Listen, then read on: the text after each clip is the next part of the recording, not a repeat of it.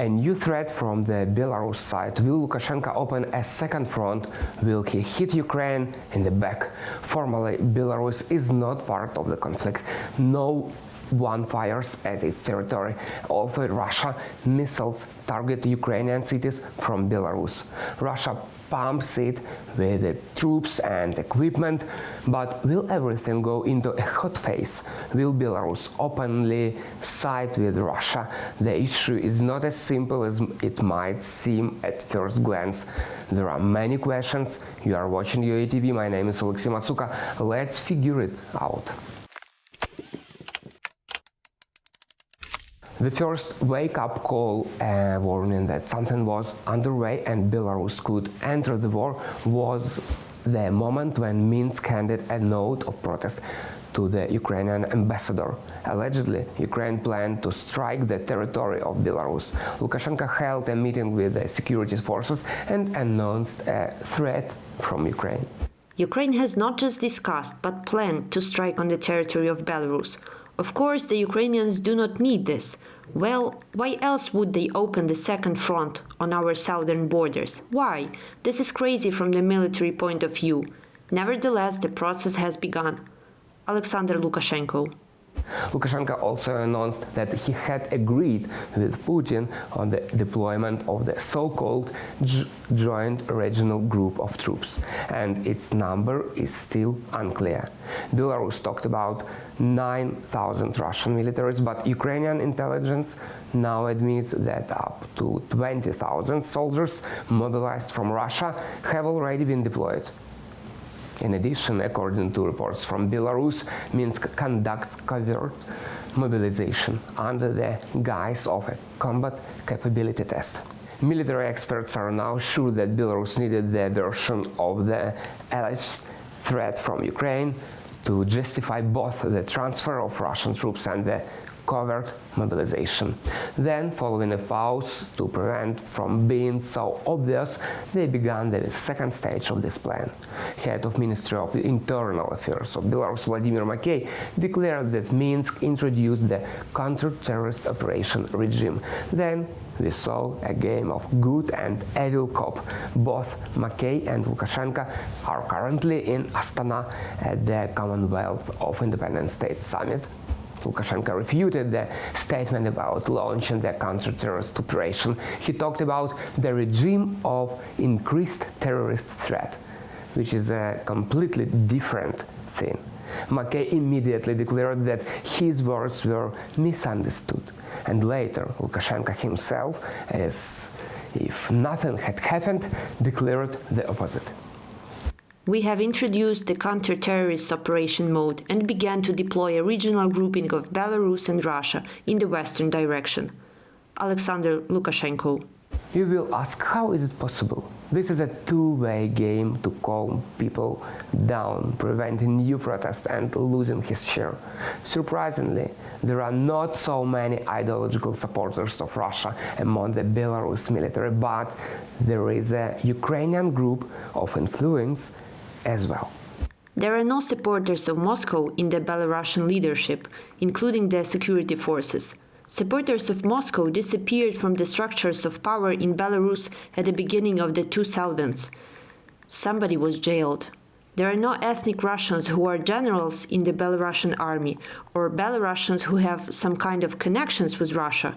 But there are a lot of generals from Ukrainian military academies. Andrei Suzdaltsev, political scientist.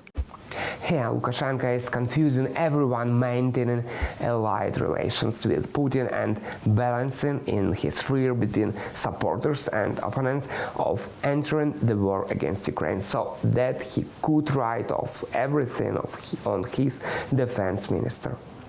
Seeing Russia's poor example, the Belarus general frankly don't want to enter the war. Will they be able to dissuade Lukashenko from taking an extreme step? Is an attack from Belarus a bluff or a reality?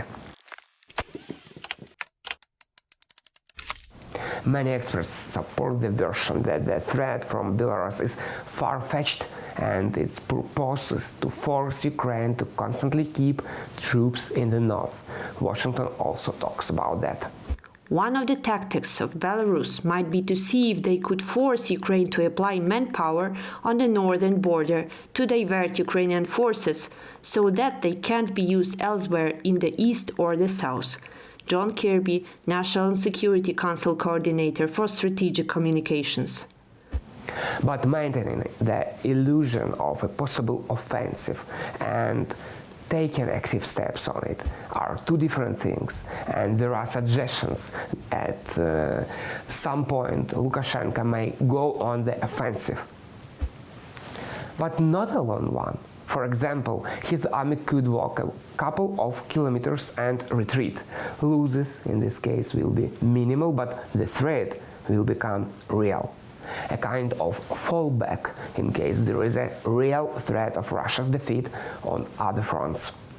The General Staff of Ukraine is also seriously considering the threat of a second offensive from Belarus, assuming that there are risks of an attack on the western regions of Ukraine bordering Belarus.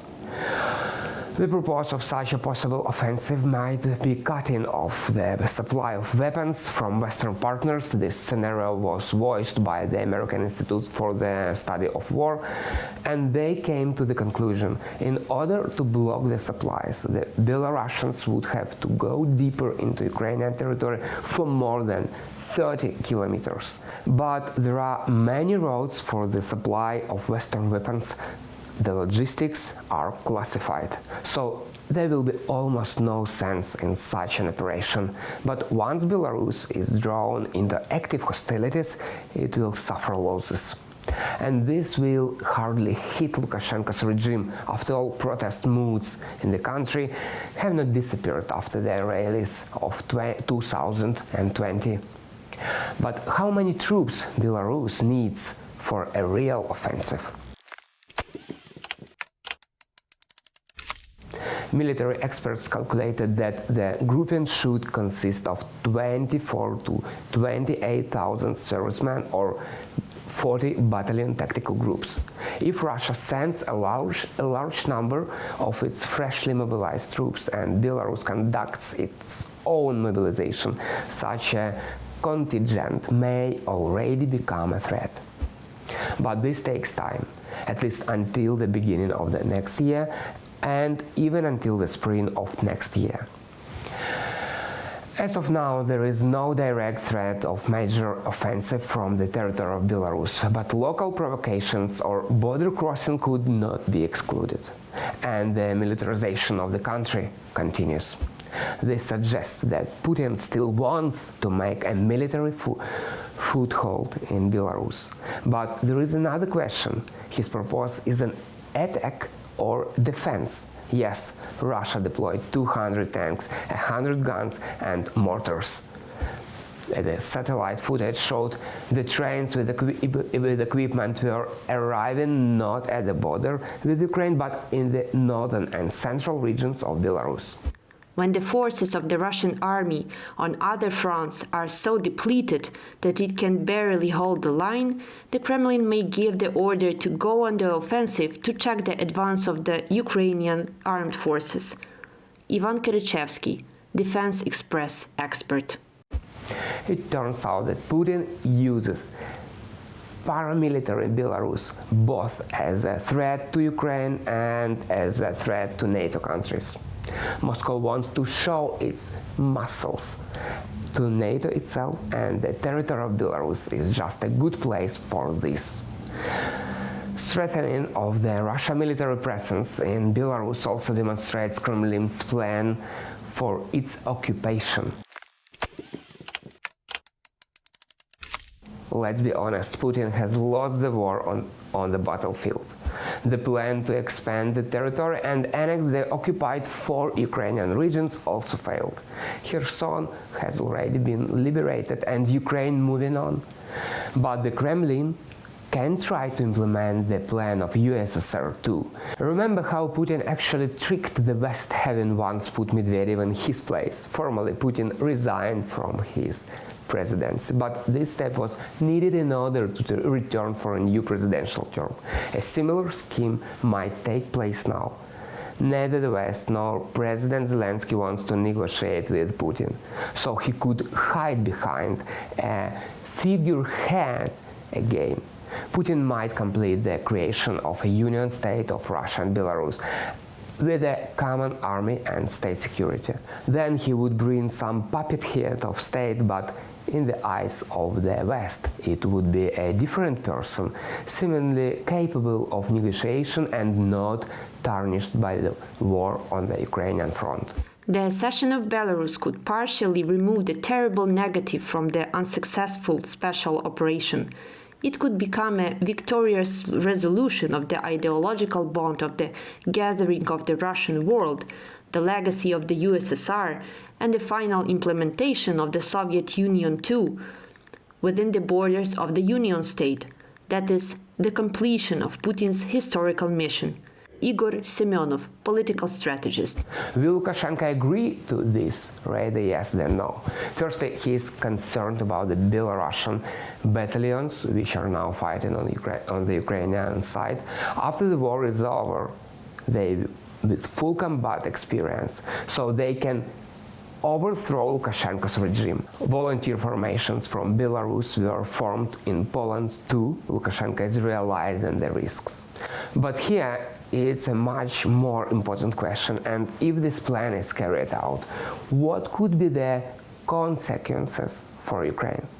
If Putin absorbs Belarus and in fact remains in power, albeit not being president, then he can thus pull himself up by his own bootstraps. First of all, for an internal audience to justify both war and partial mobilization. Imagine Ukraine returning its territories as of February 24th, but in the end it will be closed in a hostile environment from three sides, from the north, south and east. In this case, the liberation of its territories for Ukraine may not be a complete victory. After all, the threat will not disappear, just the front line will move. It's important to say here that this scenario is still theoretical, but both Ukraine and the West have good reasons for reflection. What should this victory look like? We will definitely talk about this in the new episodes. Please subscribe to our channel to stay tuned. Thanks for watching. See you in the new video.